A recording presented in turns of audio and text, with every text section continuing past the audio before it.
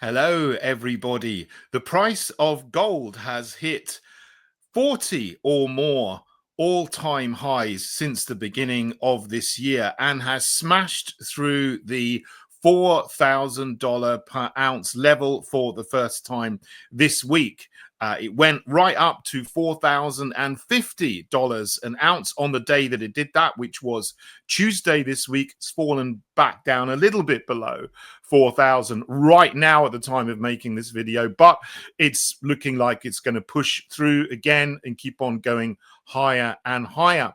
Now that brings into focus one of the worst ever decisions in the United Kingdom by a Chancellor of the Exchequer that happened 25 years ago or thereabouts, because when Gordon Brown was the Chancellor of the Exchequer, he sold about 2/3 of all Britain's gold at the bargain basement fire sale price of $276 an ounce on average. He did that over a 3-year period between 1999 and 2002. Some people think that that was at the behest of Goldman Sachs, who needed some cheap gold in order to keep them afloat. Now, I don't know if that's the truth or not, but some people have suggested that that is one reason why he did that. And if it did, then that's pretty much treasonous, to be honest, and financially treasonous, if that is the case. But whatever is the case, it was a disastrous decision, because that gold would now be worth an extra 36 billion pounds of sovereign wealth to the United Kingdom. It was kept in the Bank of England's vaults on behalf of the Treasury, on behalf of the nation, but that's gone.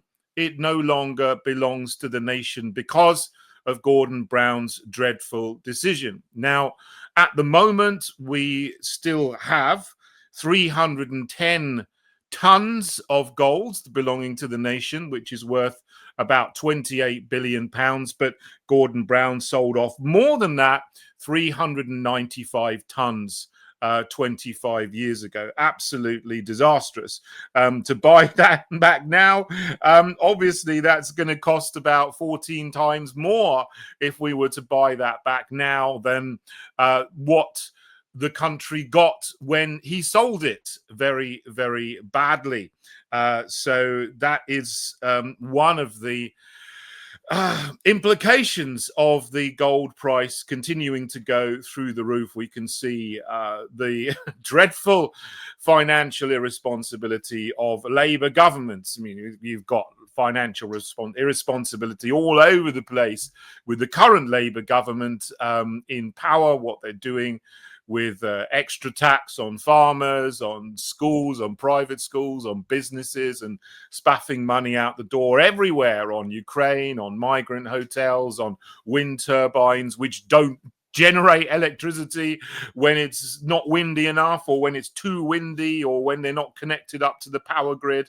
All these kind of things are just absolutely disastrous. So it's no surprise that Labour are always financially irresponsible, as are the fake Conservatives. They've historically had a reputation for being responsible, but of course they're just as irresponsible, and they've done in their 14 years of tenure between 2010 and 2024 many of the things that Labour did beforehand and are doing now. So there's no salvation, no financial salvation for the nation, either in Labour or the fake Conservatives. But it is very interesting, and now the mainstream media are starting to pick up on these huge moves in the prices of gold and also silver.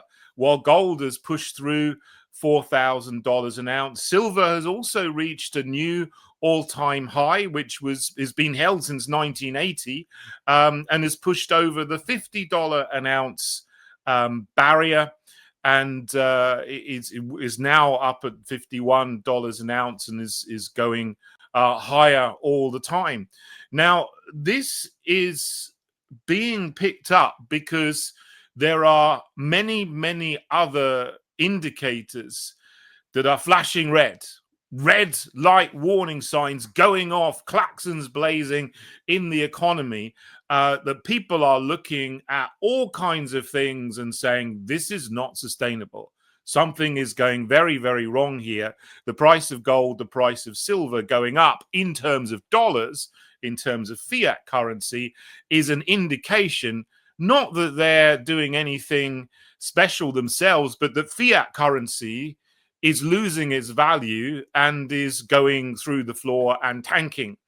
And of course, one of the reasons which we know, which I've talked about many, many times, is the huge national debts that we have in the Western world. Of course, in my own country, the UK, the national debt is getting on for £3 trillion, which would be, well, it's 2.7 trillion at the moment. It's increasing by over 150 billion a year. So in 2 years' time, at the current rate, the national debt will be 3 trillion, which will be £100,000 for every household in the nation to pay back if that debt was called in. My household would have to pay 100,000. Your household would have to pay £100,000. That would be the only way of paying that off if it was called in and required. In America, the situation is even worse. The national debt is now $37 trillion, and it's going up by $2 or $3 trillion every year. So the United States is in a real fiscal pickle, and there's no way of getting out of that apart from hyperinflation or a currency crash. It looks like something disastrous is coming the way of fiat currencies in the Western world. The pound, the euro, of course. France has got massive national debt. So is Italy. Even Germany is not looking good compared to where it's been historically. And of course, the dollar as well. Other things that people are raising the alarm about are a potential bubble in the AI sector. Now, of course, if you remember back, there was a tech bubble and crash, tech boom crash in the year 2000, and lots of tech stocks just collapsed, and a lot of people lost a lot of money in the tech stock bust and bubble popping. It looks like that is going to be happening in the AI sector very soon. You got these AI companies that are now the largest stock capitalizations in the world by far, Nvidia and Oracle and OpenAI and so on. And it looks like, you know, their accountancy is just fantasy accountancy. You know, it's almost like, you know, because they are buying from their subsidiaries who are buying back from them, and they're all claiming they made a profit. I mean, it's like, imagine three blokes in a pub. One of them takes out £100 from the cash machine on his credit card. He gives that £100 to the next bloke. Who gives £100 to the third bloke, who gives £100 back to the person who's taking it out on his credit card. And all three of them say, I've made £100. But no one's actually made anything. And that's really, you know, a picture of what's happening in the AI tech sector.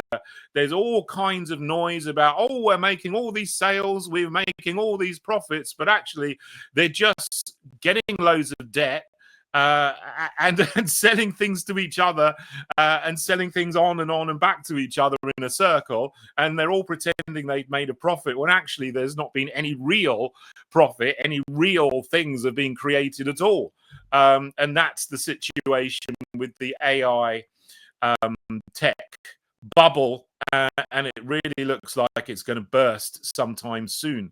Of course, China is not helping with its creation of its own AI system, which is open source and free for everyone to use. So people don't need ChatGPT and all these things which are made by these hugely overinflated US-based AI tech companies. So there we go. The other thing is we've got shadow banking, you know, the hedge fund bubble.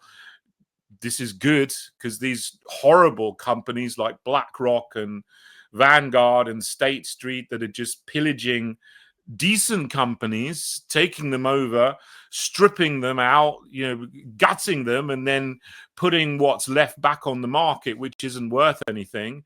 And they're going around, basically being parasites on the whole of the economy. There's nothing left to parasite off. There's nothing left to destroy. They've pretty much destroyed, almost everything that's good in the economy just to make a few bucks for their owners, whoever their owners are in the cabal. So it doesn't look very good for the whole shadow banking and asset stripping sector, because they're running out of things to destroy. That's it. When a parasite has eaten everything in its host, it either has to leave and find a new host, or it dies. And horrible analogy, I know, but that seems to be what might be happening. But anyway, if these things go under, these horrible parasitic hedge funds, if they go under, well, in the long term, that's going to be good. That needs to happen so that we can actually get back to a free, fair market economy, rather than having these horrible parasitic entities that are abusing the system by acting in very unchristian ways.